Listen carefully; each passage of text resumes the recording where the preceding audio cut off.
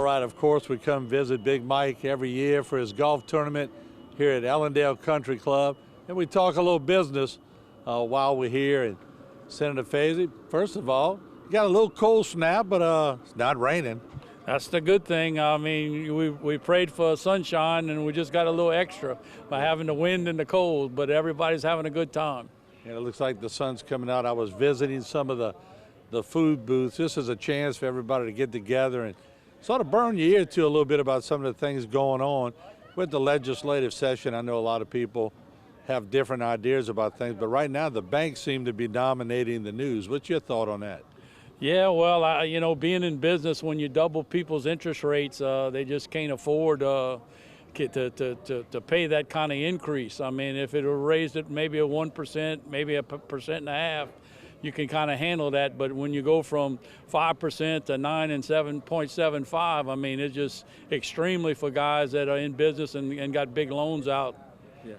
What are you thinking as far as the legislative session, and what are some of the things that you would like to see, both personally and as a group, maybe? Well, what I'd like to see is us all to come together and figure out the problem with our insurance. I know way back during Foster's days, he fixed workman's comp to where we come up with LWCC.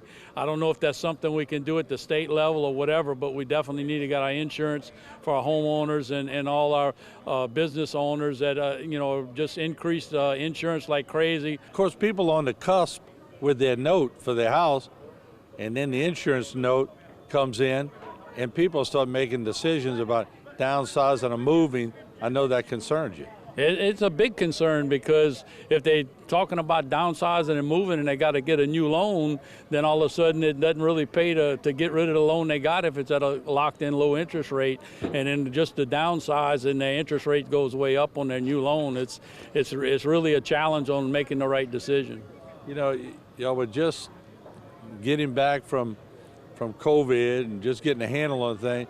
Ida really came through and made everybody realize how vulnerable we really are to hurricanes. So I guess moving forward, probably a master plan on how to handle all that. We're very resilient down here in South Louisiana, and especially in my district, we've come back from so many hurricanes that piling COVID and high interest rates on top of it, and now insurance out of hand, it's going to really be a challenge for all of us. Yeah. How do you think it went with the special session with the insurance commissioner? What are your thoughts on that? Well, I think we went in and did what we was asked to go do by trying to, start over that program that they had after Katrina. That did help somewhat, but I just think it was like a Band-Aid, putting a Band-Aid on something that we needed a tourniquet. Yeah. Let's talk a little fun now. I mean, are you playing golf, or are you just shaking hands and taking pictures? I'm shaking hands and taking pictures and having a great turnout. We got a pretty packed team for this afternoon too. So we had 21 teams this morning, and we got I think right at 30 teams this afternoon. So we're really having a good time getting everybody out and seeing all the people that's backing me for re-election. It's really great support. Yeah. And I was visiting some of the people cooking. They got it down, those signs. Oh, it's terrific. I mean, two locations, charbroiled oysters, what more can you ask for? Yeah. And then plus everything else that's out here. You can definitely not go home hungry here. I know you also do a lot of charity events. Talk about a couple of those, because it's not just about getting reelected. You do have some charity events that you do each year. Yeah, we try to donate to as many different charities as we can. One of the biggest things I started was Kid Energy Foundation, and that way we trying to teach the kids and educate the kids on the petroleum industry and how important it is to our lives, that we live in a plastic world, and that we just can't stop drilling.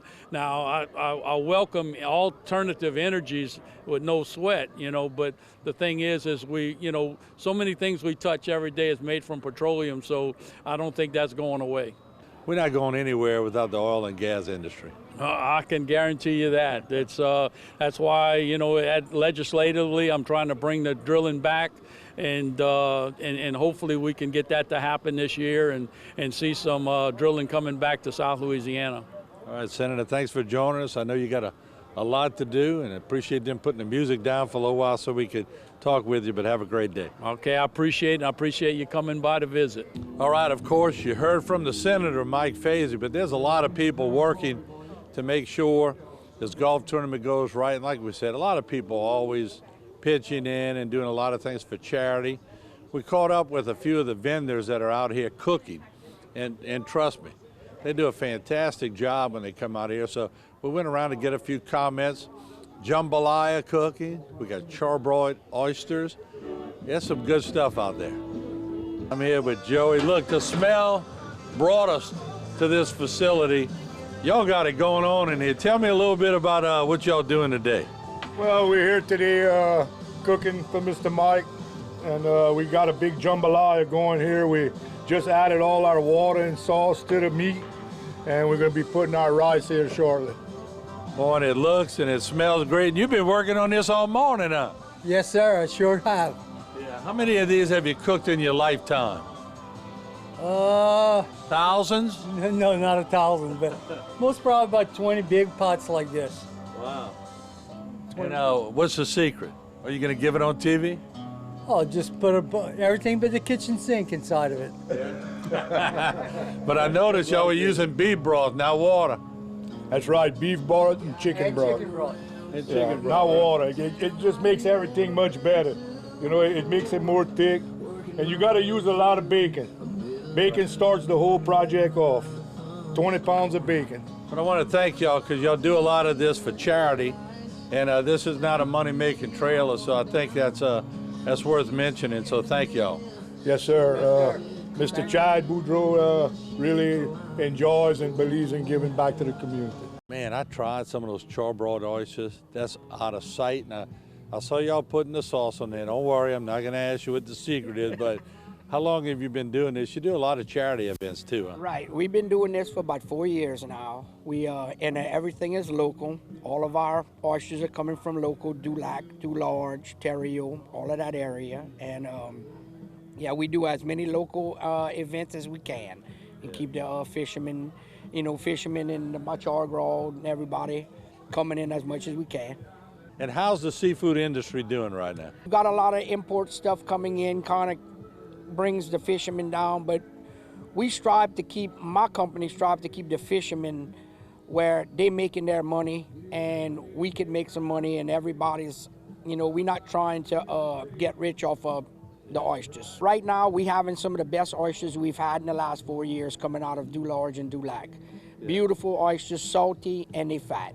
All right, there you have it from Ellendale Country Club. We're going to take it to a break. Stay tuned to HTV, and don't forget, you can always go to Facebook and YouTube to catch everything we do on HTV. We'll see you around the corner.